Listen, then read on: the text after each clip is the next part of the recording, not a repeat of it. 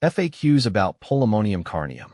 I've always found Polemonium carneum to be a fascinating plant, both for its beauty and for the way it can thrive in a variety of garden settings. Known as the Great Jacob's Ladder, this plant has a lot to offer, and I've received many questions about it over the years. Here are some of the most frequently asked questions about Polemonium carneum, along with my insights based on personal experience. What is Polemonium carneum? Polemonium carneum is a perennial plant that belongs to the Polemoniaceae family. It's native to the western United States, where it grows in various habitats, including woodlands, meadows, and along stream banks.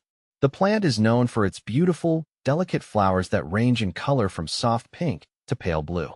These flowers bloom in loose clusters atop slender, green stems, creating a graceful and eye-catching display in the garden.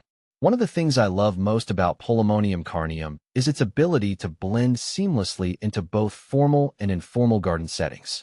Whether you're looking to add a touch of elegance to a flower bed or create a naturalistic meadow garden, this plant fits the bill. How to care for Polemonium carneum. Caring for Polemonium carneum is relatively straightforward, making it a great choice for gardeners of all skill levels. Here are some key care tips I've learned through my own experiences. Sunlight.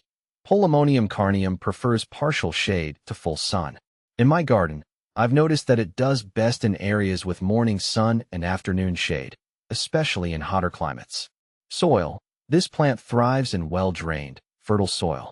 I usually add compost to the soil before planting to give it a good nutrient boost. It's important to avoid waterlogged soil, as this can lead to root rot. Watering. Consistent moisture is key, especially during the growing season. I water Polemonium carneum regularly, ensuring the soil stays moist but not soggy. Pruning. Deadheading spent flowers encourages more blooms and keeps the plant looking tidy. I usually prune mine back in late summer after the main flowering period to encourage fresh growth. Fertilization. While it's not necessary to fertilize Polemonium carneum heavily, I do give it a light feeding with a balanced fertilizer in early spring to support its growth. How to propagate Polemonium carneum. Propagating Polemonium carneum is relatively easy, and there are a couple of methods you can use. Division. This is my preferred method.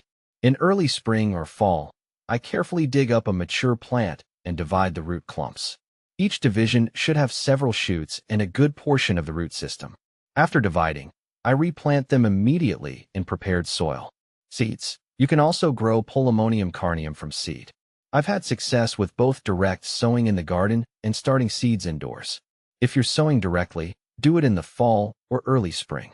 If starting indoors, I usually do this about 6 to 8 weeks before the last frost date, and then transplant the seedlings after the danger of frost has passed. What to plant with Polemonium carneum.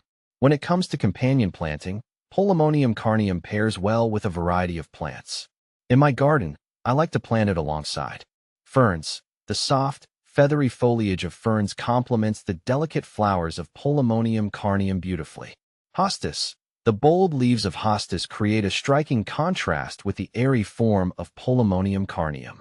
Aquilegia, columbine. These two share similar growing conditions, and their flowers bloom around the same time, creating a lovely display. Is Polemonium carneum toxic? One of the common concerns gardeners have is whether Polemonium carneum is toxic to pets or humans. Based on my research and experience, Polemonium carneum is considered non-toxic, making it a safe choice for gardens where children and pets might be present. However, it's always a good idea to supervise young children and pets around any garden plants to prevent any accidental ingestion. What are the benefits of Polemonium carneum? Polemonium carneum offers several benefits that make it a valuable addition to any garden. Pollinator-friendly. The flowers attract bees, butterflies, and other pollinators, which is a huge plus if you're looking to create a wildlife-friendly garden. Versatile. This plant is highly adaptable and can thrive in a range of conditions, from shaded woodland areas to more open, sunny spots. Low maintenance. Once established, Polemonium carneum is relatively low maintenance, requiring only regular watering and occasional pruning. Common problems with Polemonium carneum. While Polemonium carneum is generally a hardy and trouble-free plant, there are a few common issues to watch out for. Powdery mildew. This fungal disease can affect the leaves, especially in humid conditions. I've found that ensuring good air circulation around the plants helps prevent this problem. If mildew does appear, removing affected leaves and applying a fungicide can help control it. Slugs and snails. These pests can be attracted to the plant, particularly in damp, shady areas. I usually deal with them by using organic slug pellets or setting up beer traps around the garden. Comparing Polemonium carneum with other similar plants. Polemonium carneum is sometimes confused with other members of the Jacob's ladder family, such as Polemonium caroleum. While both plants share similar leaf structures and growth habits, there are some key differences. Flower color. Polemonium caroleum typically has blue flowers, while Polemonium carneum's flowers are pink or pale blue. Habitat preference. Polemonium carneum is more tolerant of warmer climates compared to Polemonium caroleum, which prefers cooler conditions. These differences make Polemonium carneum a better choice for my garden, which experiences hot summers. Final thoughts. Polemonium carneum has become one of my favorite perennials, thanks to its elegant flowers, ease of care, and versatility in the garden.